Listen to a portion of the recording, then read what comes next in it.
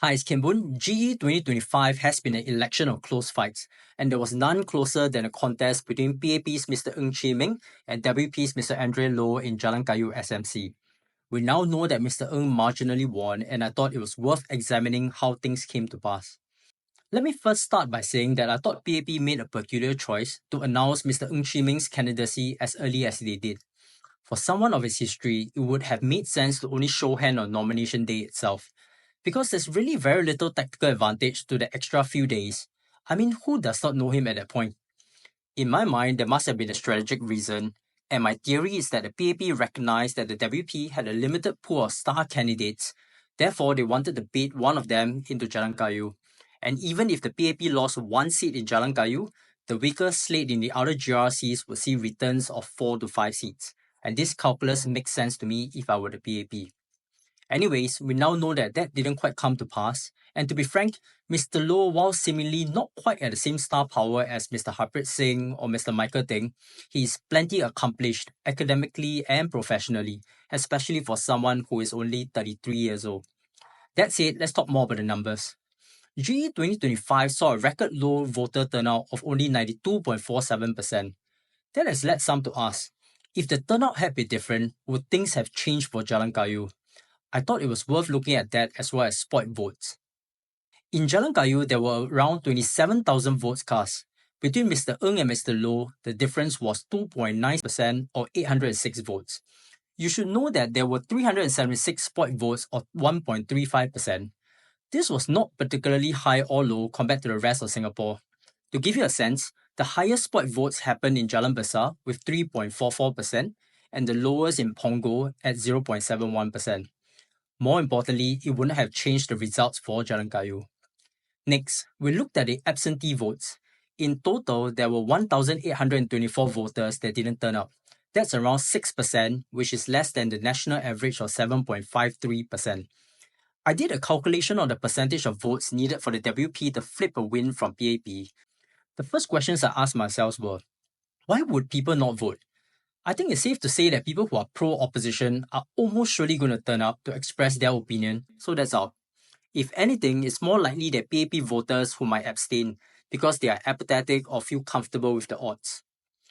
The other possibility are those that are already unhappy with the PAP but cannot bear to vote opposition, so they wanted to signal to the government their unhappiness. Signaling instead of voting against the ruling party outright would be consistent with an electorate that leans conservative. But I think the more likely reason for the no-show were people that already had vacations planned for the long Labor Day weekend, and I don't think this group is particularly leaning towards the PAP or WP, so in my view, if they were to vote, it would be evenly split, which means that the results will largely remain the same. Now, what's more interesting is how many percentage is required from the absentee votes to get WP a win. That magic number? 72%. If the WP can get 1,316 additional votes compared to the PAP's 508, they will eke out a win. But just how feasible is that? Let's take a look at GE2025 vote share for WP. On average, the Workers' Party wins just slightly more than half of the votes in constituencies that it competed in. This would suggest that getting to that magic number of 72% for absentee voters will be extremely challenging. Put it this way, if the WP got all 376 spoilt votes, they will still need 61.84% of the absentee votes. That is equivalent to the level of support that the WP gets in Hougang. Given the numbers, I think it's quite safe to say that the absentee and spoilt votes would not have made a difference for Jalan Kayu. What would be more important is to examine the circumstances of the respective PAP and WP campaigns. The elephant in the room for Mr. Meng is the Allianz-Income deal. I've done a number of videos on this, which I'll put in the description for you if you want a refresher. But the long and short of it was this. Allianz, which is a German insurance company, wanted to buy a majority stake in Income, which is essentially our national insurer for Singaporeans. There were some points of contention in the proposed deal, and it includes a lack of guarantee that Income will be able to continue their social mission to Singaporeans, and a capital reduction exercise that returns 1.85 billion in cash to shareholders within 3 years. Note that this is shareholders, not Singaporeans. So eventually this deal went to Parliament and the government had to pass urgent law to block the deal. So Mr. Ng was the Secretary General of the NTUC Enterprise, which is the parent company of Income. For me personally, I'm still not clear whether Mr. Ng was unaware of the deal specifics or if he was aware but did not catch the nuance of the deal.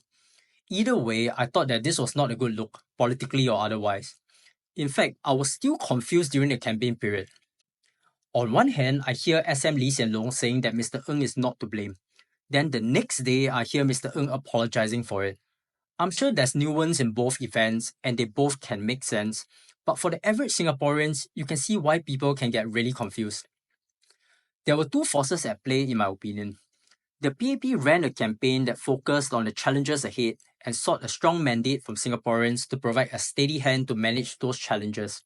With that narrative, it subtly puts the focus on electing PAP the party as the safe choice as opposed to specific candidates.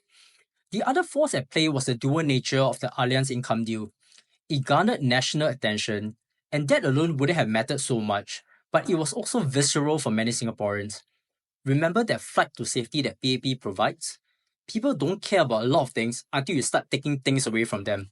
And the Allianz-Income deal could have significant repercussions on Singaporeans' long-term financial security.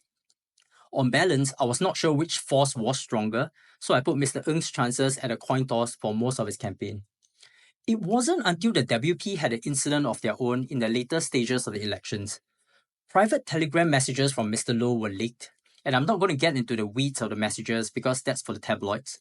The long and short of it was that there were elements of vulgarities and inappropriateness in his remarks.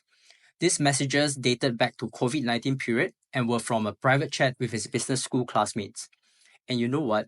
Which of us hasn't sent a stupid message or two that we don't want see the light of day? I'll be the first to say that I've said things I'm not proud of when I was younger. Heck, even yesterday. But the hope is that as we get older, we learn from these and become better people. I think Singaporeans can appreciate that. The challenge for Mr. Low was time. Singaporeans may be willing to forgive and forget, but in the time frame of the election campaign, it was always going to be hard. I think the bulk of the messages, people can chalk it up to immaturity and naivety. The biggest problem with these messages were the ones talking about his work and Meet the People sessions. Elections are kind of like auditions for a Member of Parliament job.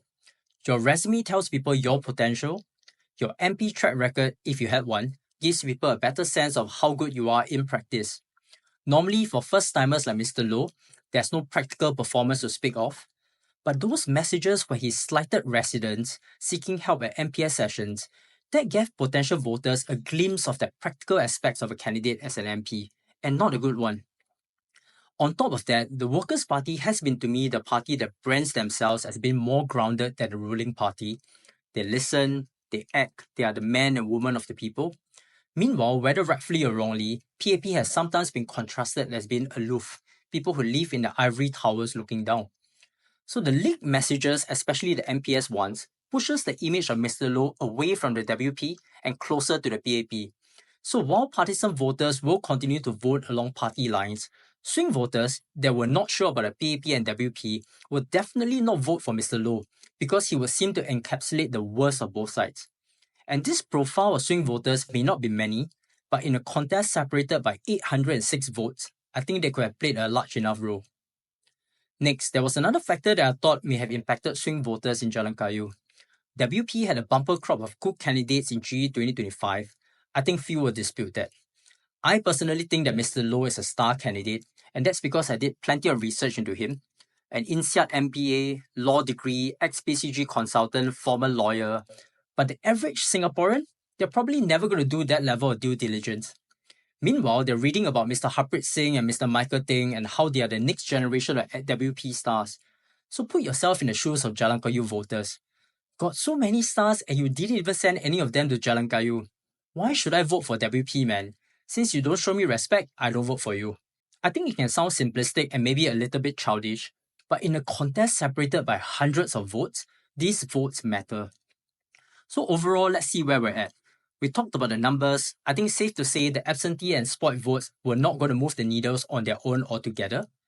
On the qualitative factors, Mr. Ng had the Allianz-Income Saga that was probably offset by the flight to safety offered by the PAP as a party. On WP's side, Mr. Low had a scandal of his own just days before election. a scandal that personified what kind of MP he could have been. And when all of these confluences come together, it resulted in what we now know was the closest contest in GE 2025. And personally, I think Mr. Pritam Singh summed it all best. Yeah, very sayang lah. And that's all we have for our Red Dot perspective today. As usual, please let me know your thoughts and views in the comment section. And if you enjoyed this content and style, you should know that I will continue to cover politics post-GE. In addition, I will take the same style to cover local current affairs and the issues that matter to Singaporeans starting next week. So look forward to seeing all of you tomorrow.